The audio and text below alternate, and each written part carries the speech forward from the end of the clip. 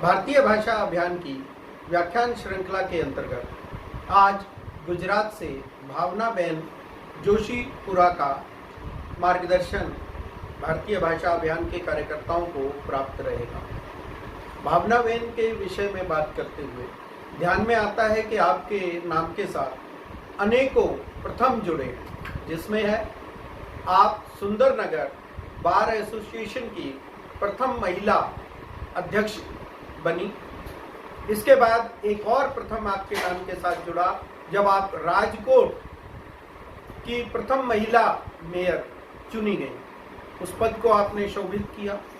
आप बहुत ही कर्मठता के साथ समाज के कार्यों में लगी हैं।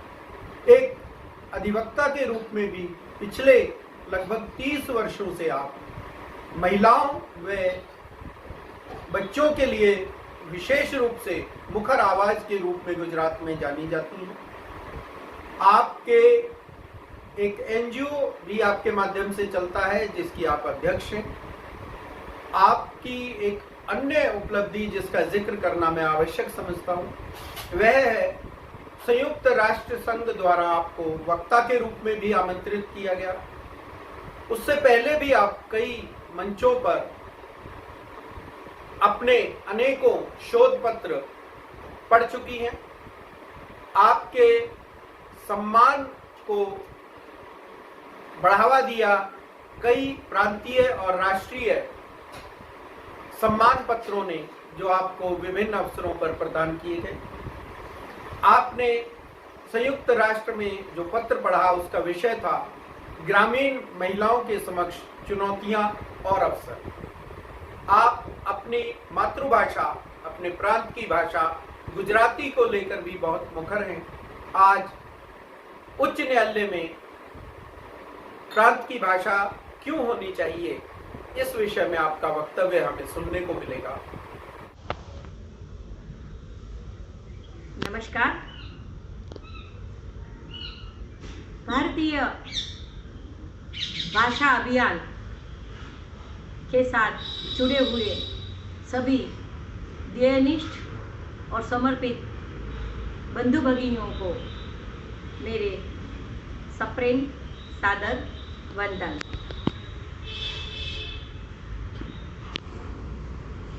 यह लॉकडाउन की स्थिति में अलग अलग विषय पर बहुत चर्चाएं, चिंतन, मनन और विचार करने का हमें मौका मिला। अच्छा भी लगा।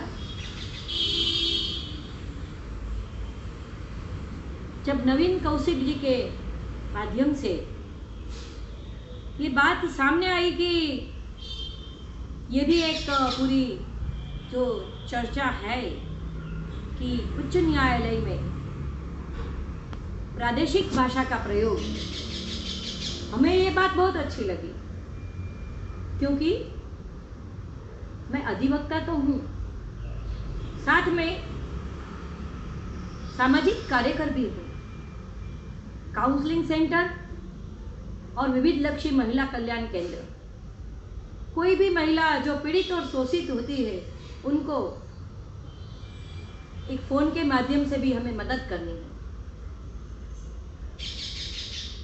तो जब अनुभव में भी ये प्रमाणित हुआ है कि ऐसी कोई महिला आती है, उच्च न्यायालय हम जाते हैं, उनके बच्चे का प्रश्न है, पति ने ले लिया है,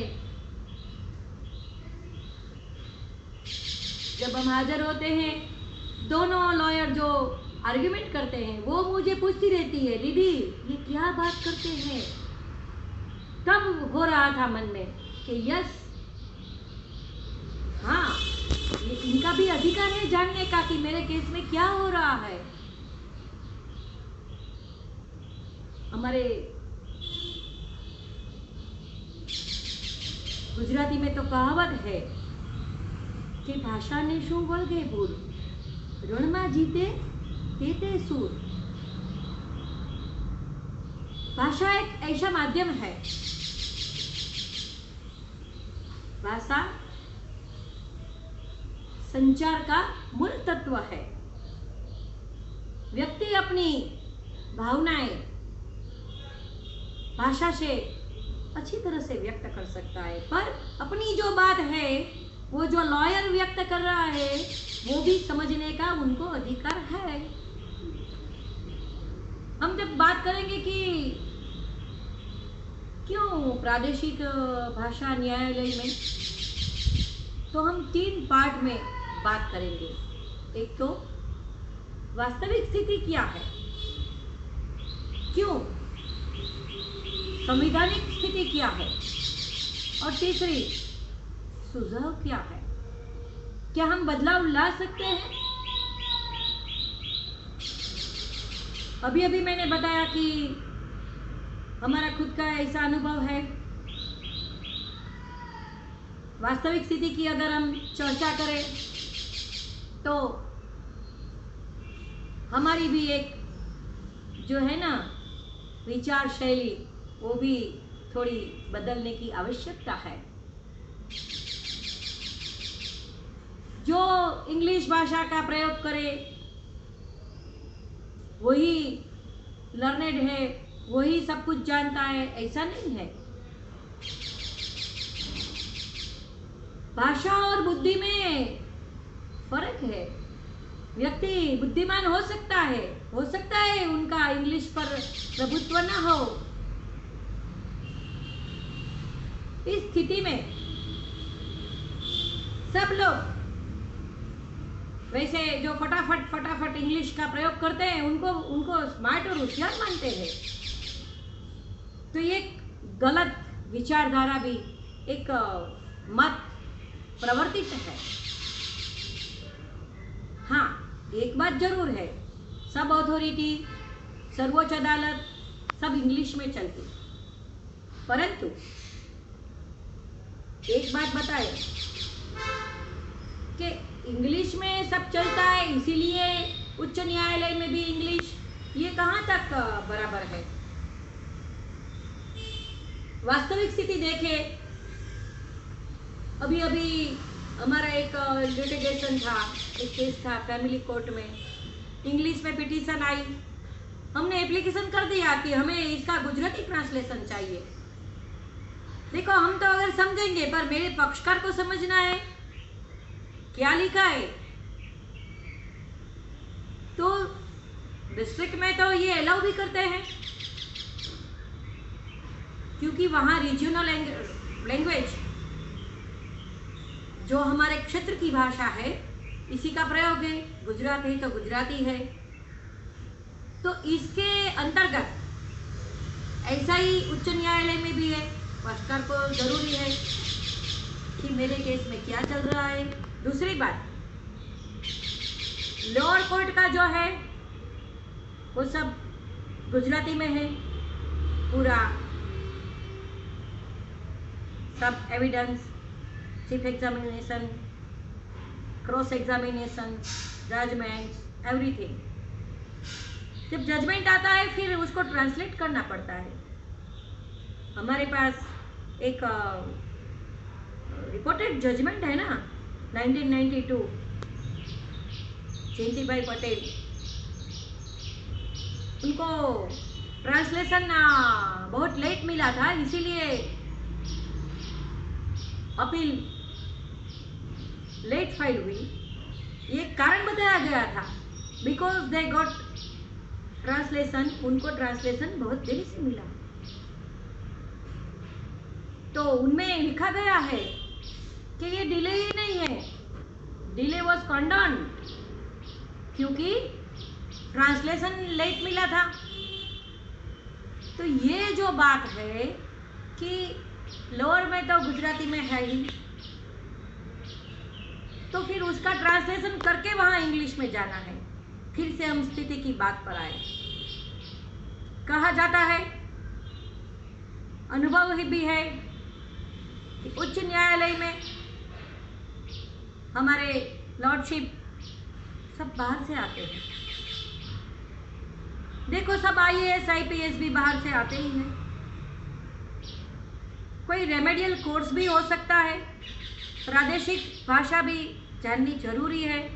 या तो ये तो एक छोटा सुझाव है, फिर बड़े चिंतन करके कोई इतना कमिटी बिठा के हम सुनिश्चित भी कर सकते हैं कि प्रादेशिक भाषा का प्रयोग भी हो और ये दोनों के बीच, बार और बेंच के बीच भी एक समन्वय बना रहे। हो सकता है इसके पर भी कोई चर्चा होनी चाहिए। संविधान की बात करें तो ऑफिशियल लैंग्वेज, आधिकारिक भाषा की स्पष्टता की गई है।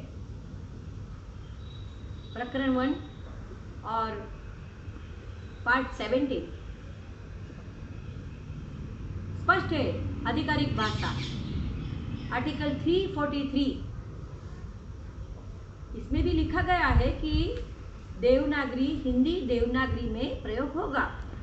हाँ, स्पष्ट किया गया था कि पहले 15 साल अंग्रेजी का प्रयोग होगा और बाद में धीरे धीरे वो सांसद को ये निश्चित करने का अधिकार दिया गया था। भाषा का एक कमीशन भी बनेगा आगे चले संविधान में। तो कमीशन में हर भाषा का एक प्रतिनिधित्व होगा और ये भी एक रिपोर्ट बनाएंगे कि अंग्रेजी भाषा का धीरे धीरे कम हो और हिंदी भाषा का प्रयोग ज्यादा से ज्यादा होता चले। प्रकरण 2 में दफ्तर संबंधी भाषा का जो अधिकार है वो भी विधानसभा को दिया गया है और हमें मालूम है सभी राज्यों ने अपनी प्रादेशिक भाषा का चयन करने का वो सोच लिया है, उसमें ही चलता है सब। तो ये बात रही दफ्तर संबंधी भाषा की। और जो बात है कि 346 दो राज्यों के बीच में अगर सहमति हो तो हिंदी में प्रयोग किया जाएगा। प्रश्न कहाँ है? प्रश्न है 348 आर्टिकल। वहाँ प्रावधान किया गया है कि सभी दृष्टि से अंग्रेजी भाषा का प्रयोग सुप्रीम कोर्ट में और उच्च न्यायालय में किया जाएगा। परंतु ये भी स्पष्ट है कि राज्य के गवर्नर राष्ट्रपति की परमिशन लेके प्रादेशिक भाषा का प्रयोग कर सकते हैं, पर पूर्व परमिशन है, पूर्व मंजूरी है इसमें। तो ये जो कॉन्स्टिट्यूशनल जो स्थिति है इसमें एक बात स्पष्ट है कि इसमें भी हिंदी देवनागरी लिपि और प्रादेशिक भाषा का सुझाव दिया गया है। मेरा एक अनुभव 88 में Singapore youth at the threshold of 21st century, इसमें मेरी पसंदगी हुई थी। यहाँ तो हमें लेटर मिला था कि जो भी इंग्लिश से एक्वेंटेड हो उनको ही पसंद करेंगे। मैं तो छोटे गांव से थी, फिर भी मैं गई। वहाँ एशिया पैसिफिक से सब आए थे। जापान वाले अपना ट्रांसलेटर लेके आए थे। उनको तो वो तो अपनी ही रीजनल लैंग्वेज बोलते थे और उनके पास वो भाषांतर करने वाला साथ में। देखो, तभी मुझे लगा था कि ये देश क्यों आगे। तो फिर से हम सोचेंगे। ये भी यूएन में मैं गई 2018 में, मैं सिलेक्ट हुई ग्रास रूट एक्टिविस्ट में पूरे विश्व में से। तभी मैंने पूछा चाइल्ड हेल्थ को, जब वीडियो कॉन्फ्रेंसिंग हुआ, कि I am not as good as you as far as English is concern. though I have studied in English medium too, but क्या रिप्लाई था उनका? Oh, that is not the problem, वो प्रश्न नहीं है। आप काम क्या करते हो, आपकी सोच क्या है, आप कैसे रूरल अपलिफ्टमेंट करेंगे, ग्राम्य विकास के लिए आपने क्या क्या काम किया है, ये इम्पोर्टेंट है। इम्पोर्टेंट लैंग्वेज नहीं है, ये वहीं से मुझे बताया गया, तो हम इसीलिए प्रतिबद्ध है। सुझाव का जहां सवाल है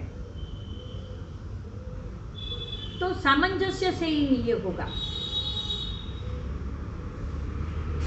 हम जानते हैं कि रूढ़ी से कायदा बना है, पंच भी अपनी भाषा में ही चलते थे, तो ये सामाजिक जो सोच है उसके साथ अदालत को भी अनुकूलन करना पड़ेगा।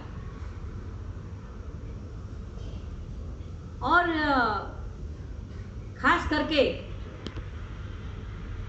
लीगल एजुकेशन, कानूनी साक्षरता अभियान हम चला रहे हैं, तो लीगल एजुकेशन के माध्यम से प्रादेशिक भाषा का